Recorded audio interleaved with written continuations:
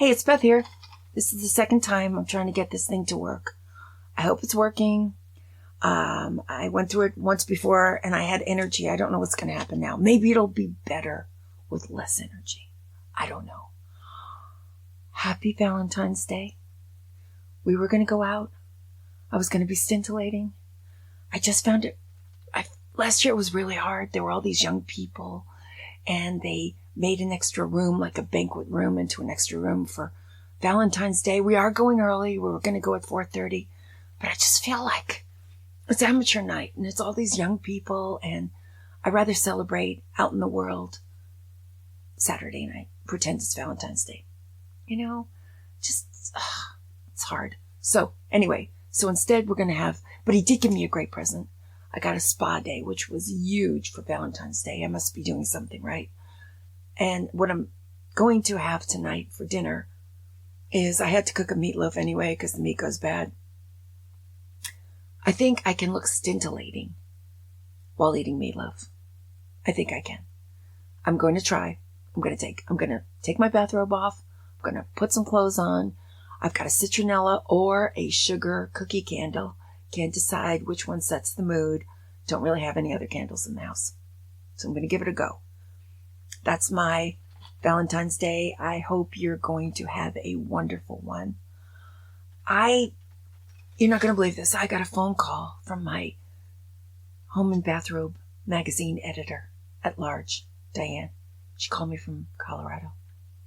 I'm thrilled. It's like hearing from the Pope. I'm like, Dianne, you're calling me?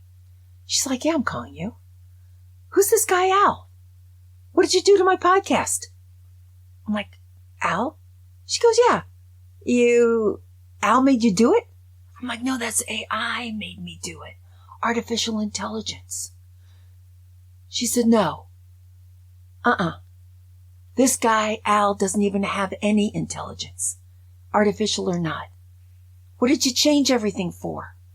I'm like, well, he told me that everybody does one podcast a week and that I should do that.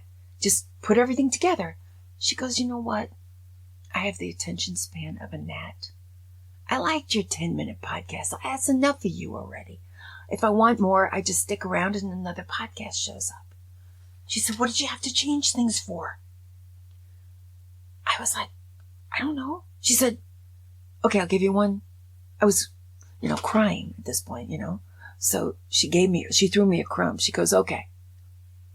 One thing I like is Alexa is quiet. No more spa music. I couldn't understand a thing you were saying. And she said, listen, what movie were you reviewing last week? I couldn't tell. I said, Argyle. She goes, you got to mention it 2 or 3 times if you're going to do it like this. Before, when it was Argyle movie review, I knew it was Argyle. Mention it 3 times, at least. I was like, okay. She goes, yeah, if you got to do this, do it. I said, well, it's really hard because I just saw Lisa Frankenstein yesterday and I really want to do a review. She said, who's stopping you? Al? Do it. If you come up with something in the middle of the week and you can't wait, do a short one. We'll forgive you. We'll like you more. Don't worry about it. I was like, okay. She said, listen, I got to go back to pickleball. See ya. So anyway, that's what I'm going to do.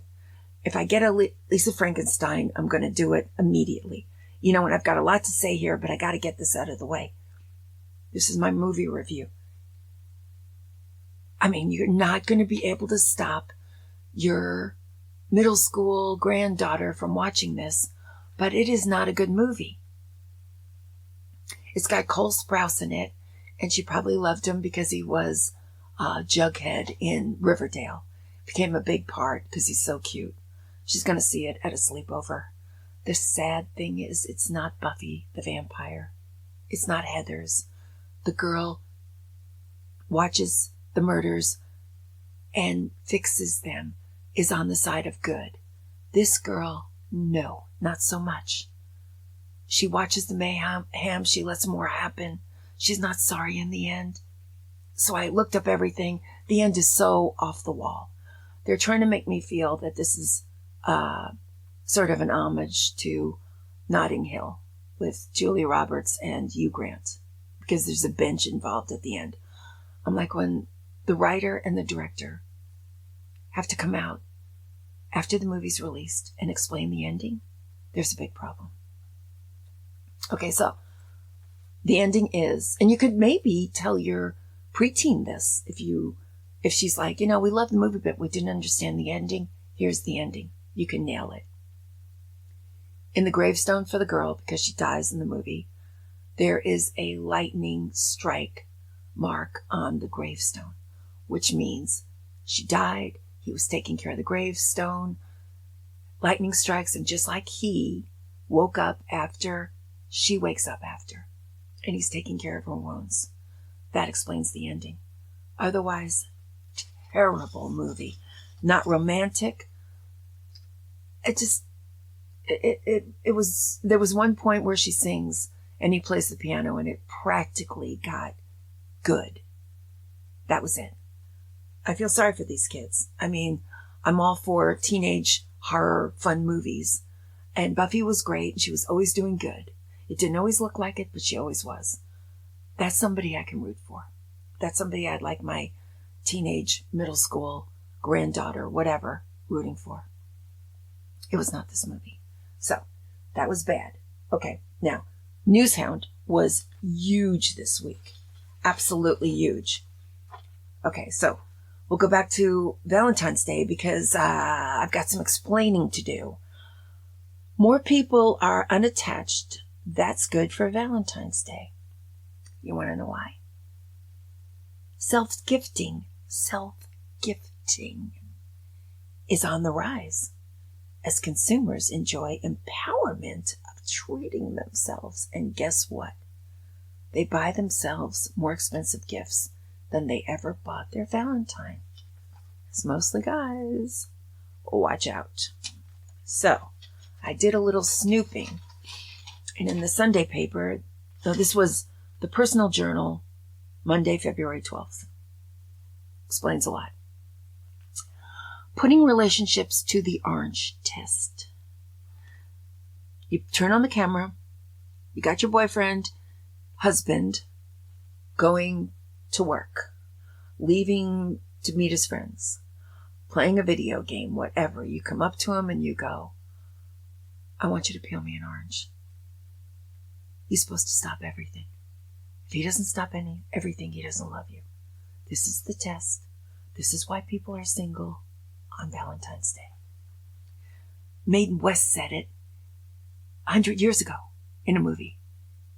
And it was laughable because it was supposed to be laughable. She said, peel me a grape. Nobody refers to it in any of the articles I've read about putting your relationship to the orange test. Okay, so then we get to the end of it. And nobody's passing these tests. And there are other ones, and they're just mean. Everybody's so disappointed in their boyfriend and girlfriend. People are being tested online. I mean, that's just not fair. Well, this one person in Philadelphia, this 25-year-old fashion designer, her boyfriend passed the test with flying colors. The only one. A for effort, A for everything. So I had to read it, of course.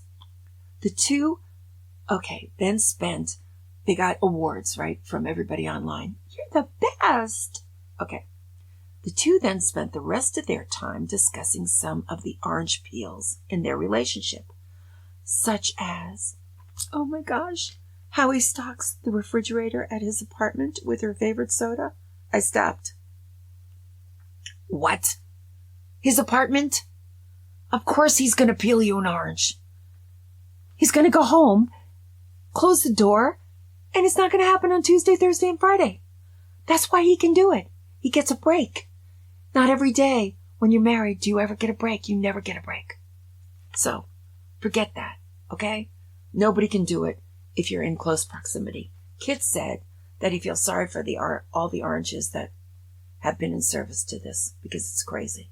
And they're being thrown against the wall. No guy's peeling the orange. He doesn't get it. Why don't you peel yourself an orange? You don't even like oranges. So, it's TikTok, whatever, but it's another way to fail, okay? Maybe explains why Valentine's Day is people who've known each other for 2 weeks. That's what I'm finding when I go out. They're still in that starry phase because they don't even know each other. Stressful. Okay, so I found this article, Cocktails with George and Martha, okay? So, actually, I had no idea that Elizabeth Taylor was 32 when they filmed Who's Afraid of Virginia Woolf with her husband, Richard Burton. She looks 52. She really does. Here's why.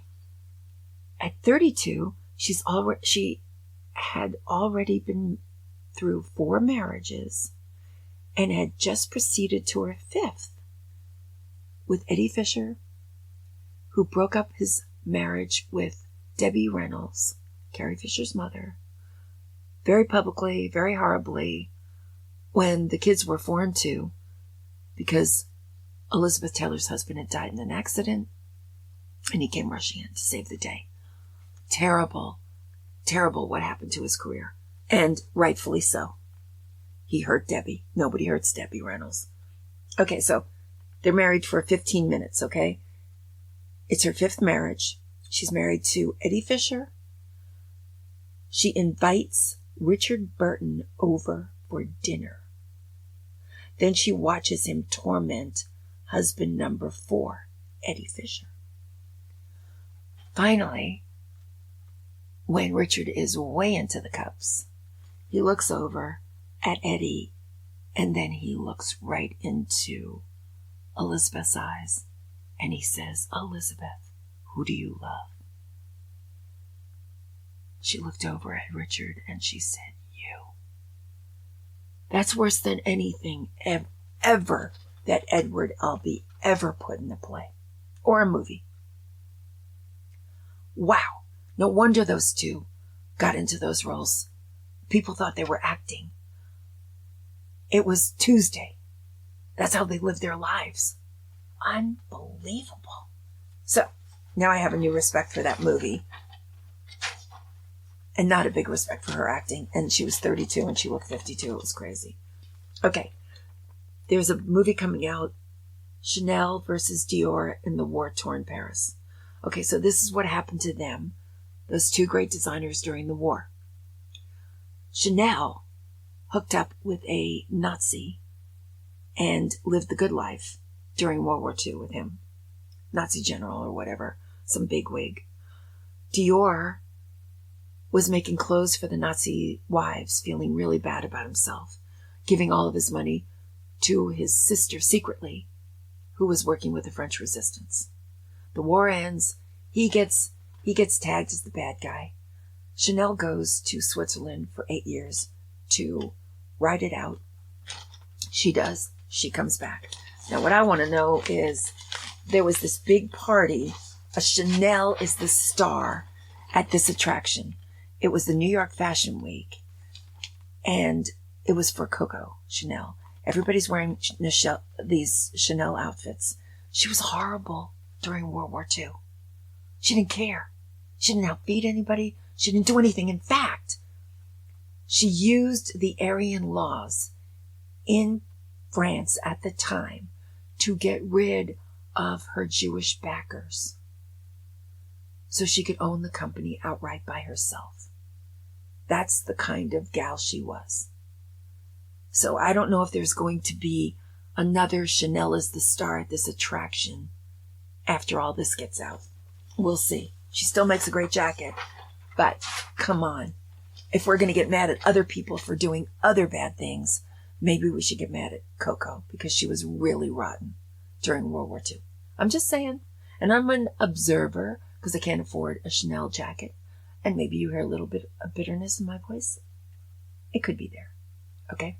But that's all I'm saying. I just want to know if next year there'll be that Coco Chanel is the main attraction party again. All right, so Susie Essman is this woman who is an actress in Curb Your Enthusiasm, and she's Jeff Garland's wife in the show, his agent, the chubby guy. He's adorable. What I love about her, more than anything, is even during totally wokeness, totally woman's lib, you never, ever, ever get to see a woman be herself when she has kind of a caustic sense of humor. And she never in one scene is ever not herself. And her fashion, her choices are absolutely horrible. She goes to Miami Beach, to the old lady shops to find clothes to help because the people in LA can't do it. They can't figure out how to dress Susie. She has to do it herself. She has to get fake jewelry, lime green dresses, the works. Anyway, the funny thing is, she said she's always been this way even when she was little, and her parents said, you're never going to make it. Ever. In the movies, nobody wants that mouth. She kept at it. She kept at it. She finally got this job. And the mother said to her, does anybody watch that show? Why would anybody watch that show? She said, you know what? It's horrible. And you're hardly in it. And when you're in it, you're not very good. She said she spent her whole life trying to get her mother to laugh. Everything she did was to get her depressed mother to laugh. She never did. Guess what? She's the one that cracks up Larry David every single day on the set. She's happy now. She's still angry, always angry, but lovable. Now she found somebody that loves her, somebody bigger than her mother. Everything's better for her now. Good. Okay, so then I go on to my modern love section, and there's this picture of this lady with this giant dog and a cat, okay? So what happened was, she met this guy, and he said, for years, my husband told me, you're the love of my life. Nothing you could do could ever make me leave you. And then he met someone else, and it was over. As promised, it was nothing I had done. Well, let me tell you what she did do. This guy had a couple of kids. She raised them completely because his ex-wife disappeared. Completely. She loved New York City. She moved to the country for this guy. She took her cat. Her cat was nervous in the country. Cat kind of calmed down. Then he comes home with this puppy. And he says, don't worry, it'll stay small. It's a miniature. 80 pounds later, she's got this dog and the kids in school and her job, making most of the money for this guy who says, nothing you could ever do could make me leave you. She is the nicest person who ever lived. He leaves her in the country with the kids in school and this giant dog and the cat. So finally, that's all she's got in this whole world. And the weird thing about the big dog is that he loved the man. Every time this big dog hears a man's voice, he goes running up to the man with his tail wagging. She didn't even get the love of the dog. Her cat's okay. Doesn't love anybody. Equal opportunity. But that big 80-pound dog that she hauls to the vet all the time because he's got problems doesn't even love her. This woman's the most amazing person in the world, and she's not even bitter. That's what I love about it. I'd be so bitter. Okay, so back to exploring the problems of Valentine's Day. Okay, Sunday Styles, cover, first page. Exploring techno-sexuality. The woman looks like she's having a great time. A little bit like Audrey Hepburn. The quest to find romance and fulfill desires in an era of, hold on to your hat, virtual partners, smart sex toys, and restrictive dating apps. The name of this article should be How to Ruin Christmas. You move on, I could only go 2 paragraphs into it. When they got to data-driven orgasms, I thought, you're not only ruining Christmas, I never want to hear the word Christmas again. That's what's happening to me now. No wonder everyone is alone. Okay, but we'll move on because that's depressing. I can't imagine ever wanting data-driven. I'm just thrilled to be there. I'm amazed it happened again. Maybe I'm not very good at it. It's a thrill. Like Christmas morning. Ah! I win!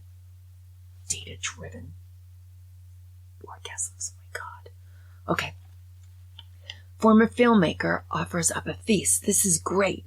In Lower Manhattan, this guy, Keith McNally, wrote this movie called End of the Night. Now, this is an incredible premise for a movie. It's a horror movie, but it's based on all of the insecurities a man has when he is going to have a baby, his first baby. Scared to death. He has to be a breadwinner. He has to be wise. Like, there were only two kinds of dads in America. The deadbeat dad and Andy Hardy's father, the judge, who has the answer to every question. Okay? So, I think that's a great premise. I think it should be explored. Again, this one was, he's not in love with this movie, but everyone loved the movie because this guy also owns Balthazar, the Minetta Tavern, Pastis, and Morandi. I don't care about those other restaurants, but Balthazar is the best restaurant in New York City. And if you go, you're probably going to see Meg Ryan there. She goes every other day. And you don't even look at her. It's so cool. It's like you feel like you're a real New Yorker. And the food is, I bought the cookbook. Everything on the menu is amazing. And he gave people half-price dinners if they went to see this movie. People saved up and they got the Neptune platter because it's got fat lobsters on it. Everything is perfect on it. And then some other people got the beef, the steak frites, which is perfect. And so a bill that was $400 for 4 people is only $199, which in New York is a steal. But I wish that he would come to Austin and give me the same deal for a really great restaurant in our town. What a great idea. If you want people to see your movie, give them something. Nobody's going to the movie theaters anymore. So that's what happened. The movie sold out. He has to make more of it because, I mean, who doesn't want that deal? So this is funny. This is a marriage. Yuna Yang and Christopher Seck. Okay. For nearly 3 months, she asked this guy, she said, I want to be more than friends. It takes him 3 months to decide he wants to be more than friends. I don't think you should marry a guy that takes 3 months to decide he wants to be more than your friend. That's not very hot. There's no smoke, there's no fire, there's no nothing. There's no chemistry. He failed chemistry in high school. This guy, no good. She marries him anyway. It's the craziest thing I ever saw. Whole family's thrilled. Oh my gosh, she is 45. And he's 39, I think. He's 38. Well, she didn't even have 3 months to spare. But she got him, so there we have it. Okay, great. Now this is my favorite article of all time in the paper. And it was in the exchange section of the Wall Street Journal, which I never look at because it's about money. Who cares? But there it was hidden away. The world's smartest minds and a 2,000-year-old mystery. Okay, the mystery was the Herculaneum papyri. They had been unreadable since Mount Vesuvius erupted in 79 A.D. I'm glad they said A.D. I'm glad that's back. Okay, phew, because the other thing I didn't know what they were talking about. Okay, so then tech investors and billionaires decided to fund a Vesuvius challenge for $1 million. And 3 guys, Ferreter, the most amazing guy, he went to the University of Nebraska, and in his dorm room, he comes up with a solution to half the problem. Then there's this other guy, well, 3 guys, okay? That guy came up with half. The other 2 came up with the other half. And they started scanning the segments and searching for ink. Sounds basic, but it's really, really tricky and really bonkers. It was like a magic trick. And it was very impossible to flatten the sheets because they fell apart. So they developed this machine that didn't need to flatten the sheets. Freaking, this tech investor who was watching these kids couldn't believe what happened. They solved, he said, look, when you're in the sciences, I can't do it. You got to be in your 20s. The brain has to be that young, that malleable, that plastic. In the humanities, your best years are 50s to 60s. But for work like this, I needed kids in college. And he was right. So all these kids got together So then there was the Farrader guy was an intern while he was at school at SpaceX. He was listening to Friedman on a podcast while driving to the company's starbase in Boca Chica, Texas. That's how we found that guy. The other guy is from Egypt, and he found out about so all these guys from all over the world pulled their minds together. These three who were at the top of their game came together, put their smarts together, and solved the problem. Friedman believed it would be essential to blend competition with cooperation. That's why the Vesuvius Challenge offered another $300 in prizes that awarded milestones along the way. Okay, so he knew that he needed every single mind to deal with aspects of this problem. They got the whole thing resolved, but they only got like 3 pages of the problem. So last summer, Farrader's AI model, AI, Dianne, not Al, spotted a string of 10 letters that spelled purple. That's how it happened. That's how the whole thing got going. This made Farrader the first person in 2 millennia to read a word in the unopened papyri. Okay, so they went on, and what happens so they got a couple of pages. That's all they could get. As it turns out, this is what was said in the papyri. It's kind of amazing. It was likely written by an Epicurean philosopher, Philodemus. He discussed topics like we're talking about today: music, food, pleasure. Basically, how to live a happy life. You can almost see someone writing this in a Substack right now. That is amazing to me. But this freaking guy ought to watch out, because that Farrader kid, the smartest one of them all, he asked him to drop out of college. And the kid did. Friedman did this. And he wants him to work on scrolls full time. I'll tell you what, Mr. Friedman, you better wait for that knock on the door. You better wait, because Mrs. Farrader is coming to talk to you about taking your son out of college. You are going to get it. I'm just warning you. You didn't even ask her what she thought. And now her kid's out of school, and he's right by your side doing this one thing when he was doing other things too. Okay, she's not happy. I can feel it all the way from over here. She is not happy. Okay, now my pet peeve is really big this week. Okay, so what happened was, I was meeting a friend. We were going to see the movie, right? Lisa Frankenstein. Okay, we're going to have a little something at Cheesecake Factory before. Of course, there's nothing little on the menu. That's what we tell ourselves, a little something. Always huge. Okay, fine. I walk in. As I'm walking in, this couple is right in front of me. And she says to him, Okay, this was your idea, Bill. You can meet my parents. These are the people that broke me. But okay, Bill, if it's important to you. They're having a little fight, right? It's like, Bill says, listen, I just want to meet your parents. You're going to meet the people who broke me right now. She stomps off to their table. A lovely older couple's there. I show up. I sit right next to them. The restaurant isn't even full. It's silent. I guess they're putting the waiters so the waiter has not too many steps he has to take. I don't know what that's about. I hate it. But this time I'm riveted. I sit down. There they are, Bill and the daughter, looking at these adorable parents who seem thrilled to see them, right? So, daughter goes, sorry, Mom, I know we're half an hour late. The mother goes, that's okay. Were you stuck in traffic? Daughter goes to Bill. See, I told you, this is what she does. This is what she does. And I'm like, what does she do? She's not making you feel bad. She's trying to give you an excuse to get off the hook. Why are you doing this to her? What is up with you?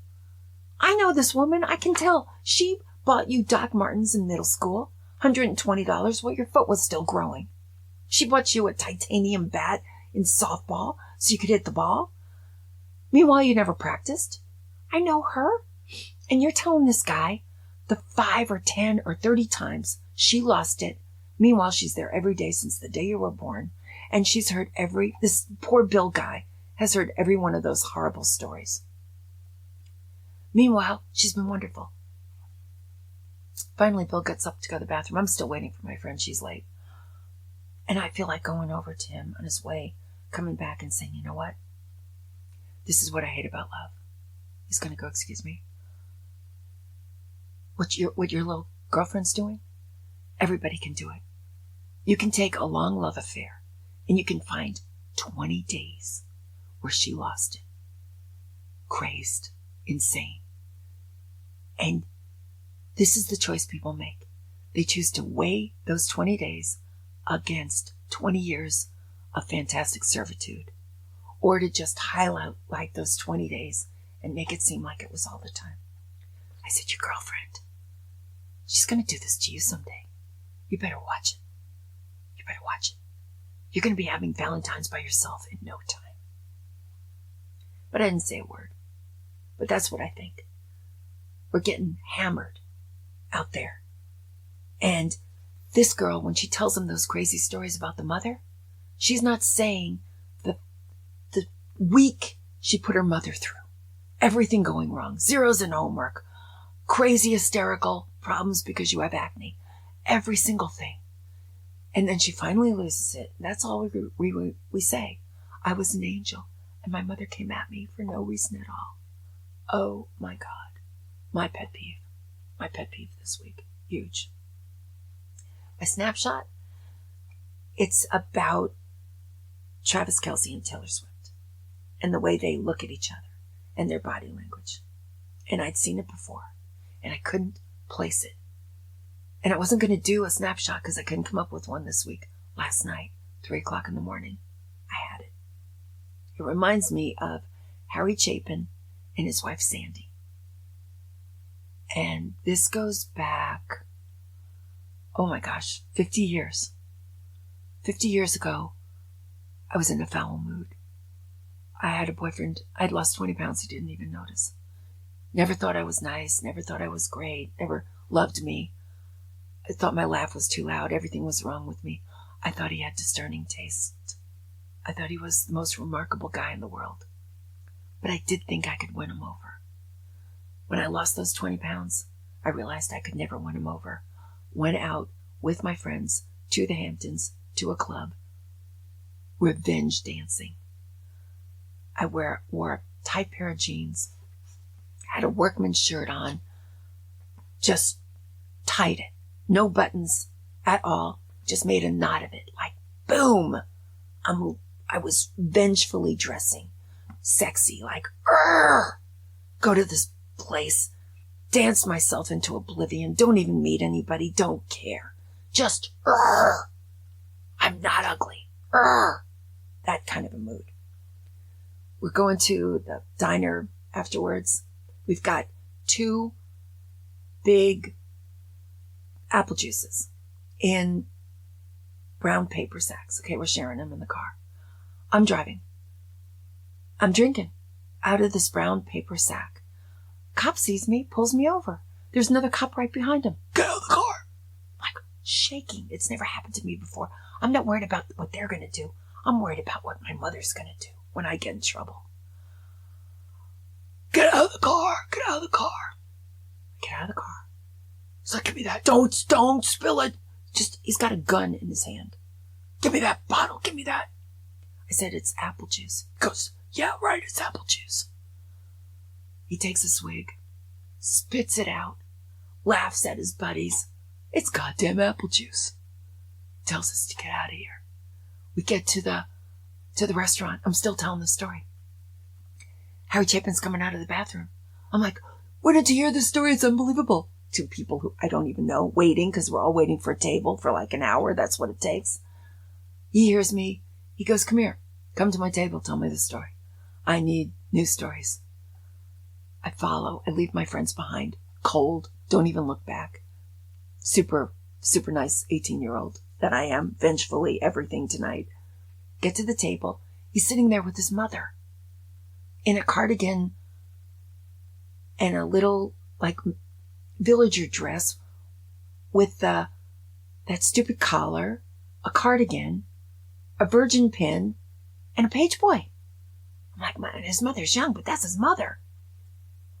Sit down. He says, this is Sandy. Tell us your story.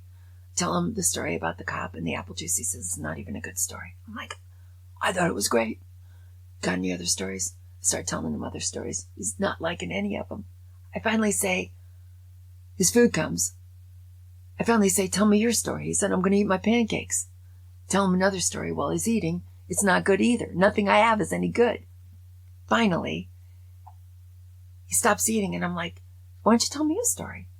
He looks over at her, his mother, smiles. He goes, yeah, I'll tell you a story.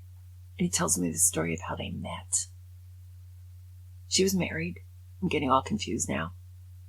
And had 3 children and asked him to teach her. She said, I want to learn a love song. I'm throwing up in my mouth. I'm like, oh my God, that's your girlfriend. She has 3 children. She wears cardigans. When everybody else here is a hippie, what are you doing? He's looking at her. And they tell the story and they both are blushing. I'm like, what? I mean, this guy rode taxi. I thought he was a taxi driver. I thought he's living in suburbia with a mother with 3 children. I don't know how old she is. She's only 8 years older than him, but she looked 20 years older than him. So finally, I'm just staring at them, and he leaves a $50 bill on the table, and he says to her, we better get home to the kids. I'm like, what? But when he gets up, the way he holds her chair and the way he puts his arm around her, it was hot. It was chemistry, more than I'd seen anywhere from any dumb kids my age. The way he cherished her. And I looked at him and I said, you should turn that story into a song. And it's funny. Just a year ago, I found it. And it's not a good song, but he wrote the song for her. But the moral to the story is they had the same amount of chemistry as Travis Kelce and Taylor Swift. And they had more kids together. And she was a wonderful wife to him. A divorcee with 3 kids marries one of the hottest, biggest stars in the country. And she has him wrapped around her finger. He never saw another girl in this crazy coffee shop filled with people in bikinis, practically. That's what real love is. I learned my lesson. So what I did was, he said, I'll tell your friend to come in. My friends start coming in. I buttoned up my shirt, my Man Taylor shirt, unraveled the knot that I made, and tucked it in. And I just thought, being vengefully sexy is stupid and gross. And that woman in that cardigan taught me a huge message about what you need to look like to find love. So, and they did stay married, and she's wonderful. So, her name's Sandy. So anyway, that was my snapshot. But it was really funny because exactly like he holds her, like tenderly, was what I saw at that crazy, crazy coffee shop. Harry Chapin. And she said she was a poet, and I'm like, yeah, right. And a songwriter. I'm like, yeah, right. Come on. You can't be a songwriter, poet, and wear a cardigan and a virgin pin when you're 50, which I thought she was, because she had a page boy. Only 50-year-olds had page boys and mothers. Very confused. She wrote Cats in the Cradle. She wrote it for her first husband, who, the 3 children, he was a workaholic. She's a socialite, too. She didn't look like a socialite. She looked like suburban mom. But anyway, she wrote Cats in the Cradle, which is arguably one of the best songs ever written. So, Sandy, you were right, and I was wrong. And I was 18. Ugh. Okay, so the Jean-Luc joke is short, clean, because people are going to run when you say, want to hear a joke. They're going to run. They're going to be like, no, please, don't do it. Just don't. We're having a good time. Don't do it. Like, just get them to calm down. It just only takes like 30 seconds, okay? Here it goes. There's this man. He's sitting alone in his little house, right? Here's a knock on the door. He opens the door, looks down, sees a snail, huge snail at the door. It's like, gross. Picks up the snail and throws it as far as he can. A year later, there's another knock at the door. He opens the door and he sees the same snail. The snail looks up at him and says, "What was that all about?" See? Didn't hurt? Not a bit. Okay. So, I'll be back next week. Try to stay sane. Try to get through Valentine's Day and forget everything I told you about those Valentine's things that people are doing. I mean, the gift for yourself is kind of interesting, but all the other stuff, you know, they're ruining Christmas, so of course they're ruining Valentine's Day. But try to stay sane, and I will be back. Thanks. They fly so high.